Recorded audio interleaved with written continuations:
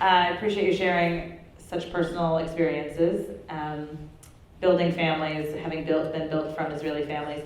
And I'm curious if we think now about why we should care. So it's one thing to care because you're from there, you have family roots there. But if we translate that to why we should care, not just why you care, but also why I should care about Israel, I'm curious, beyond the family connections or the personal connections, why you think that's important. So, I think it was about 10 years ago, an Israeli author wrote a book, I think it's called My Promised Land. And in the book, his premise is that there are two modern Jewish miracles. One is the American Jewish community, and second is the creation of the State of Israel. And his premise was that coming out of what I think is safe to say, the worst event in Jewish history being the Holocaust, to then create two of the most amazing, we could perhaps say, best Jewish communities ever in the history of Judaism. To go not just in a matter of thousands of years, but in a matter of a generation, to go from the worst to the best. That those are two modern, he called them modern man-made miracles. Israel is the miracle that is testing our faith, and I don't mean that it tries our faith, that's a different story. What I mean is that Israel is our experiment. It's our biggest Jewish experiment ever. And my hypothesis is Judaism works. So if Judaism works, if it makes life better, if it can provide a foundation for people to live on, then a state that is built on Jewish values and a state that operates according to the Jewish law and Jewish word and Jewish text and Jewish tradition, that experiment to me is proof that everything we do in our Jewish life has a purpose. So I think we care because otherwise, what are we doing? It's our biggest experiment, and this is what we have bet our existence on, and what we've always been seeking out. And we happen to be lucky that we're living in a time where Israel exists as a state, and we get to see the experiment that everybody else, with the exception of a few years, every other Jewish community has simply dreamed about the opportunity to have this experiment happening, and we have it happening right now. It's going to happen with failures, and it's going to have successes, but the hope is, in our lifetime, or maybe our future generation's lifetime, the experiment will find a successful end, and we'll see the great fruits of our faith that we've been working for thousands of years. I don't know about you, but I'm inspired by that. I'm going. To contextualize my answer, I'd like to reflect for a moment about a letter that I received this past week from someone who I don't know, somebody in our community, who reached out to me and said, unfortunately, I'm not going to be able to be there that evening. It's very interesting to me. And looking at the flyer that was prepared, one of the statements was how it was something about our Jewish homeland. Connection to the homeland. Yeah, connection to our homeland. And the person who wrote was very articulate, very passionate, and said, I'm really interested in the conversation, but I want to take exception with you. Maybe you got the same letter, Daniel. I want to take exception with the statement on the flyer that talks about our homeland. Because he said, that's not my words, so if you're upset, I'll give you his address, you can write it. That he took exception. He said, I'm a proud Jew, and I'm an American Jew, and my homeland is here in this country. And I care about what happens in Israel, but I want to make a distinction, lahavdil, between what I feel like is in my homeland and how I should be responding to Israel as a place. So as a context for that, and I thought it was a potent statement, and if the letter weren't so articulate, I probably would have just put it aside. But so in response to that, I want to say that I agree with his framing of how he feels about Israel as a homeland, and not particularly his personal one. But I want to say for myself that Israel is a spiritual homeland.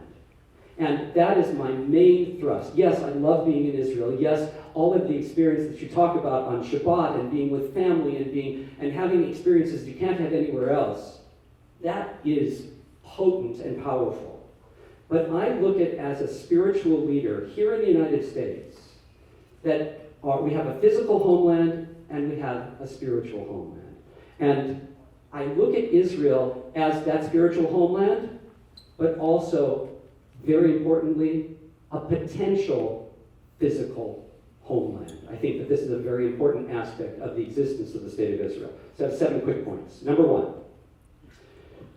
why I care about Israel, because I don't want to presume why you should. It's a place that represents Jewish self-determination for the better or for the worse. Number 2, it's a safe place whose existence gives me comfort and hope. I know that if the diaspora world that I have come to be centered in, if it completely turned upside down and turns against Jewish viability, I know that Israel exists and is a place where I could turn to as an island of refuge. Number 2.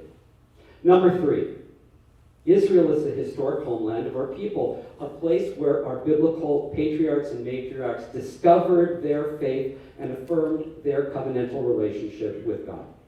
Number 4, it's the place that I can focus upon to try to connect to the ideals of Jewish peoplehood and the ethics of living up to our collective greatest potential.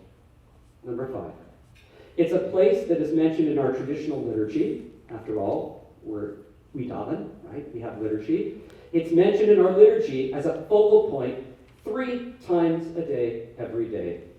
Number 6, it's a place where many of my relatives live and thrive.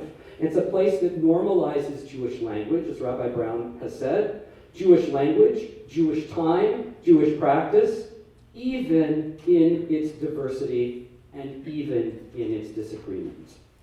And finally, number 7, it's a place that connects me, as you have heard, with my family's core narrative. Thanks. Thank you, Rabbi Lipton. You shared about this letter you received. This person may have been very passionate. I received a similar letter, which reminded me of the story.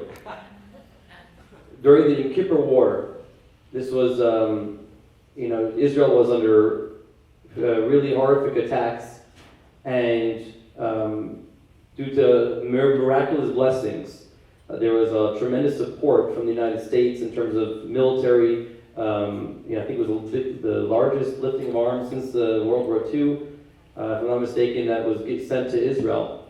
And so the Prime Minister at the time, Golda Meir, was having a conversation with Henry Kissinger, who was the Secretary of State.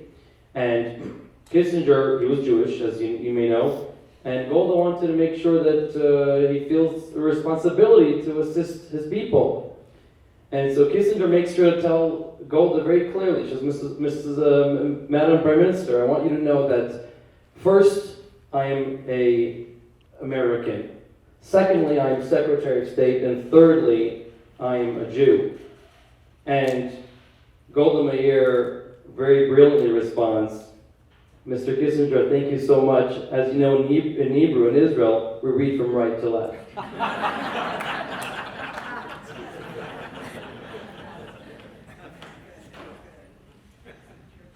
So when we think about Israel and our, why do I care about Israel? We all have personal connections in our own way. Rabbi Brown being the most personal, as we heard. But the question is, for those of us that have been to Israel, you could find different reasons to connect. Many have not been to Israel. Why do we care so much about Israel? Why is it on our priority list? And, we do so many things in relation to Israel. Every day, as you heard in prayer, we talk about it several times a day. Another thing we do in prayer is we face towards Israel, towards Jerusalem in our prayers. We yearn to return to Israel. Many make aliyah to Israel. This has been done for centuries. This is not something new. We pray for Mashiach when we return to Israel. In the Torah, we are given a list of different mitzvahs that we're supposed to do, the mitzvot. And the number of the mitzvot is 613. Now, of those 613, a majority of them can only be performed in Israel. Many of you may not know that. That means most of the mitzvahs are not applicable here in the diaspora. And the Talmud in Tractate Ketubot tells us so much so that the only reason why we do mitzvahs out of Israel is to make sure that we can do them properly in Israel. God promises us to the land of Israel so many times. You know, we've been there for thousands of years. There's a family today in Israel that can trace their lineage all the way back to temple times. Their family's been in Israel the entire time since then. And the question we're trying to analyze is why. You know, we could talk about it all day, but here's a little thought that I wanted to share.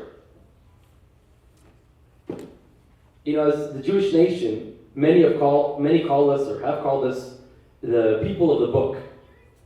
And I would venture to say that in addition to being people of the book, we are also the people of the land.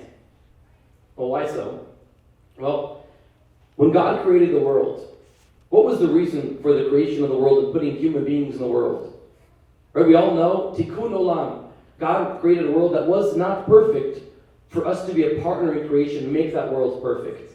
He wanted us to make the world a better place, a godly place, to do mitzvahs, to transform the mundane into something a little holier, more meaningful, with more purpose, and to make a home for God. It says about the temple, V'shachanti b'tocham, I will dwell in them. God wanted to dwell amongst us in the world.